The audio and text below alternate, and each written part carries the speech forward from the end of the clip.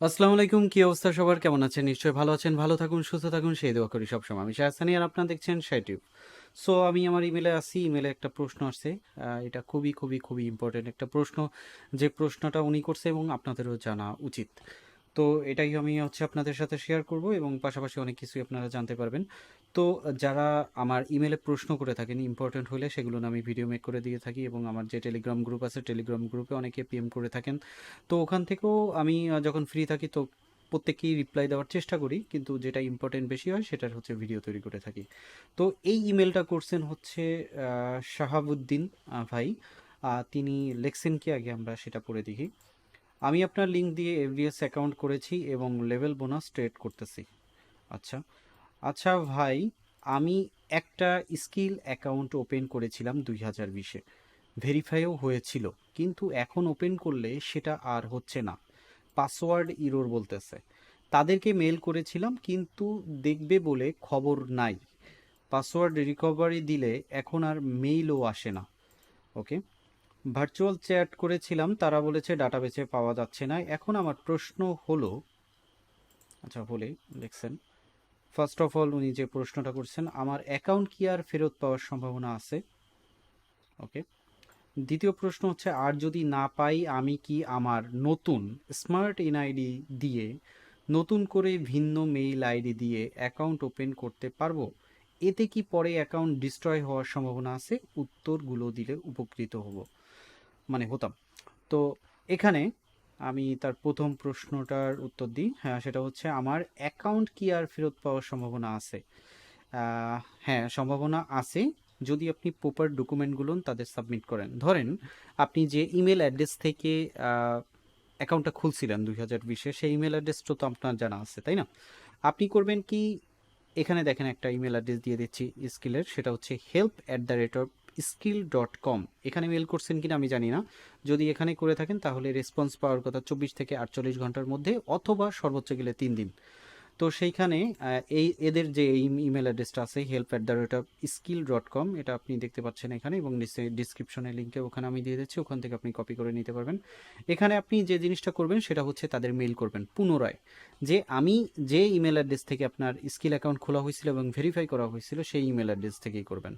ওই email address দিয়ে আপনি তাদের বলবেন যে আমার এই ইমেল অ্যাড্রেসের আন্ডারে স্কিল অ্যাকাউন্ট খোলা হয়েছিল এবং ভেরিফাই করা হয়েছিল। সো আমার এই ইমেল অ্যাড্রেসটা আমি রিকভারি, মানে পাসওয়ার্ড ভুলে গেছি, পাসওয়ার্ড রিকভারি দিতে গেলে পাসওয়ার্ড রিকভারি নিচ্ছে না, সেই ক্ষেত্রে কি করণীয়? আমি কি মানে এই ইমেল, মানে আমার যে স্কিল অ্যাকাউন্টটা আছে এটা কি ফেরত পাবো কিনা? এটা ইংলিশে অবশ্যই লিখবেন, ইংলিশে লিখতে হবে, বাংলায় না। তো আপনি যদি প্রপারলি ওদের বিষয়টা জানাইতে পারেন, ওদের সার্ভারে আপনি বলছেন যে আপনি অলরেডি মেসেজ করছিলেন কিন্তু ওদের সার্ভারে ভার্চুয়াল চ্যাট করছিলেন কিন্তু ডাটাবেসে পাওয়া যায় না, কিন্তু মেইল করার পরে ওরা যদি ওটা চেক করে দেখে যে না আপনার ওই ইমেল অ্যাড্রেসের আন্ডারে করা আছে, তাহলে ওদের আপনি বলবেন যে আপনি পাসওয়ার্ড রিকভারি দিতে যাচ্ছেন। তখন ওরা মেইলের যে ফিরতি মেইল দিয়ে থাকে ওখান থেকে পাসওয়ার্ড রিকভারি আপনি করতে পারবেন, বা ওরাই বলবে যে আপনি ওখানে যান, যায় পাসওয়ার্ড রিসেটের অপশনে ওখান থেকে রিসেট করে নেন। তো ওভাবে হয়ে যেতে পারে এক। আর যদি বলে যে না, আপনার ওই ইমেল অ্যাড্রেসটায় কোনো ডাটাবেজে কোনো কিছু খুঁজে পাওয়া যাচ্ছে না, কোনো কিছু তাদের কাছে নাই, সেই ক্ষেত্রে আপনি নতুন করে আর একটা স্কিল অ্যাকাউন্ট খুলতে পারবেন, তাতে কোনো ঝামেলা হবে না। এখন প্রথম যে বিষয়টা হচ্ছে, আপনি সম্ভবত প্লাস্টিক আইডি দিয়ে করছেন। প্লাস্টিক আইডি দিয়ে যদি করে থাকেন, মানে আগের যে আমাদের এনআইডিটা আছে সেটা দিয়ে করার পর যদি এই জিনিসটা হয়ে থাকে এবং এখন পাইছেন স্মার্ট এনআইডি, তাহলে নতুন করে স্মার্ট এনআইডি দিয়ে আপনি খুলতে পারেন। নতুন একটা ইমেল অ্যাড্রেস, নতুন একটা ফোন নাম্বার দিয়ে খুলতে হবে। তবে এই জিনিসটা খেয়াল রাখবেন, আর সেটা হচ্ছে আপনি যে আইপি অ্যাড্রেসটি খুলছিলেন, মানে আপনার যে কম্পিউটার যে আইপিটা যে নেটের আন্ডারে আছেন, সেইটা দিয়ে না খুইলা অন্য কোনো ডিভাইস থেকে খোলাটা বেটার হবে।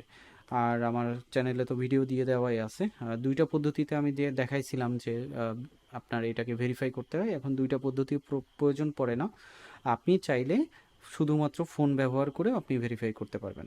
তো নতুন আপডেট ভিডিও দেওয়া হয় না, যার কারণে এই আপডেটটা জানাইতে পারি নাই। তো আপনার হয়তোবা উত্তরটা আপনি পেয়ে গেছেন, আপনার 1 এবং 2 দুইটা প্রশ্নের উত্তর দেওয়া হয়েছে।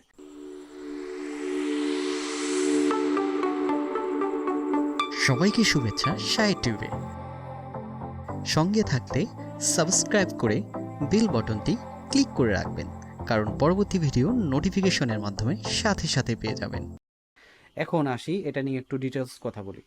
যাদের শুধুমাত্র আপনার না, এরকমের অনেকেরই আছে যে অ্যাকাউন্টগুলো আগে করা আছে, কিন্তু তারা করতেছে কি পুনরায় ওই অ্যাকাউন্ট, মানে ফার্স্ট একটা ইমেল অ্যাড্রেস থেকে অ্যাকাউন্ট খুলছেন, পুনরায় আবার করতেছেন কি সেম জিনিস, সেম এনআইডি দিয়ে বা সেম ইটিন সার্টিফিকেট দিয়ে, সেম ব্যাংকের স্টেটমেন্ট দিয়ে আবার সেকেন্ড আর একটা খোলার চেষ্টা করতেছে, আর একটা ইমেল অ্যাড্রেস দিয়ে, আর একটা মোবাইল নাম্বার দিয়ে। কিন্তু হয় কি, ওই সিমিলার নেম, সিমিলার অ্যাড্রেস সব কিছু যখন মিল পেয়ে যাচ্ছে, তখন ওরা ওদের সার্ভার থেকে ওটাকে টোটালি রেস্ট্রিক্ট করে দেয় ততক্ষণ পর্যন্ত। ওই যে ফার্স্ট ইমেল অ্যাড্রেস দিয়ে খুলছে, তারপরে ধরেন সেকেন্ড আর একটা খুললো, ওটা রিজেক্ট হবে, থার্ড যেটা খুললো সেটাও রিজেক্ট হবে, ফোর্থ যেটা খুললো সেটাও কিন্তু রিজেক্ট হবে।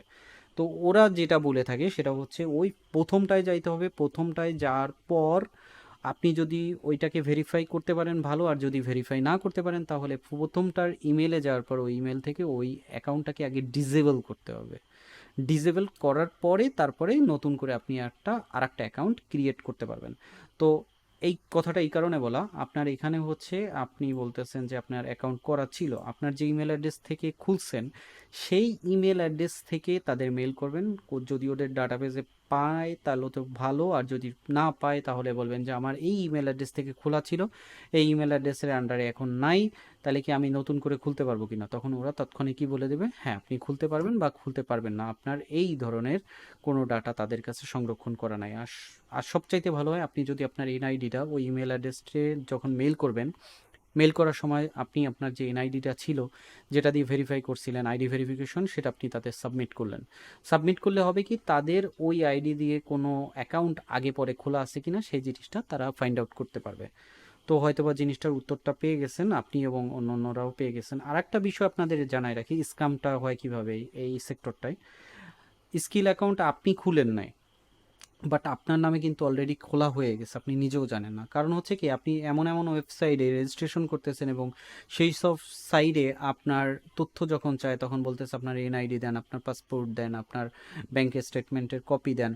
আমরা দেখা যাচ্ছে 2-4 পয়সা ইনকামের জন্য ওই জায়গায় সব কিছু দিয়ে দিতেছি, কিন্তু সাইটটা স্ক্যাম করে কিনা সেটা কিন্তু জানতেছি না।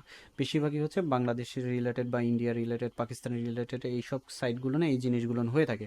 যেমন অনেকে ডলার বাই সেলের ওয়েবসাইটে রেজিস্ট্রেশন করে ভেরিফাই করার জন্য, কিন্তু এই জিনিসটা করা হয়। তো ওরা করে কি, ওই আপনার তথ্যগুলো নিয়ে ওরা কিন্তু আলাদাভাবে একটা স্কিল অ্যাকাউন্ট বা নেটেলার অ্যাকাউন্ট এগুলো খুলে ফেলায় বা পারফেক্ট মানি অ্যাকাউন্ট খুলে ফেলায়। ওরা সিস্টেম করে ওটাকে ভেরিফাই করার চেষ্টা করে, বা দেখা যায় আনভেরিফাই অবস্থায়ও তারা ইউজ করতে থাকে, একটা সময় ওটা ডিসেবল হয়ে যায়। পরবর্তীতে আপনি যখন খুলতে যাচ্ছেন বা কোনো কিছু করতে যাচ্ছেন তখন কিন্তু দেখা যায় অলরেডি আপনার একটা ডুপ্লিকেট অ্যাকাউন্ট খোলা আছে। তো এই ক্ষেত্রেও আপনারা যখন কোনো সাইডে রেজিস্ট্রেশন করবেন সতর্ক থাকা উচিত হবে। তো হয়তোবা এটা থেকে অনেক কিছু জানতে পারছেন, বুঝতে পারছেন এবং উত্তর পেয়ে গেছেন ভাই আপনারটা, এবং পাশাপাশি অন্যরা আপনারা বিষয়টা জানতে পারছেন। তো স্কিল অ্যাকাউন্ট খোলার পূর্বে, যে মাধ্যম থেকে খুলেন না কেন, খোলার পূর্বে অবশ্যই আপনার যে তথ্যগুলো সেগুলো আগে হালনাগাদ করবেন, আগে নিজের কাছে রাখবেন, তারপরে প্রপারলি সব কিছু থাকার পরে স্কিল অ্যাকাউন্ট একবারে খুলেন। এবং আর একটা বিষয় বলে রাখি, যখন শুধুমাত্র স্কিল অ্যাকাউন্ট না, যখন যে কোনো অ্যাকাউন্ট খোলার সময় সাথে সাথে সেই অ্যাকাউন্টে ইমেল অ্যাড্রেস, মোবাইল নাম্বার, কোনটা কী দিয়ে ভেরিফিকেশন করতেছেন না করতেছেন সেগুলো আপনার ডায়েরিতে লিখে রাখেন, তাহলে পরবর্তীতে এই ধরনের কোনো ঝামেলা হবে না। হয়তো বা উত্তরটা পাইছেন।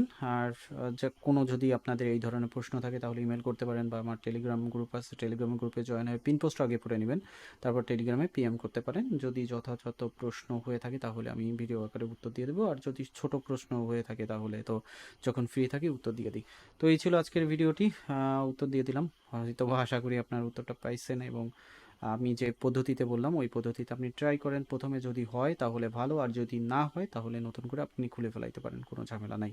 তবে সেই ক্ষেত্রে ওদের ডাটাবেজে যদি না থাকে তাহলে পরবর্তীতে ডিস্ট্রয় হওয়ার কোনো সম্ভাবনা নাই। আর অ্যাকাউন্টে ডিস্ট্রয় হওয়ার আর একটা কারণ আমি বলে দিচ্ছি, সেটা হচ্ছে যারা স্কিল অ্যাকাউন্ট খুলতেছেন এবং পরবর্তীতে গ্যাম্বলিং ডলার ব্যবহার করতেছেন তাদের অ্যাকাউন্ট কিন্তু সাসপেন্ড হওয়ার সম্ভাবনা বেশি, যদি আপনি বাংলাদেশের এনআইডি, বাংলাদেশের মানে বাংলাদেশের ডকুমেন্ট দিয়ে ভেরিফাই করে থাকেন। সেক্ষেত্রে গ্যাম্বলিং ডলার যদি লেনদেন করে থাকেন তাহলে ব্লক, রেস্ট্রিক্ট যে কোনো কিছু হইতে পারে।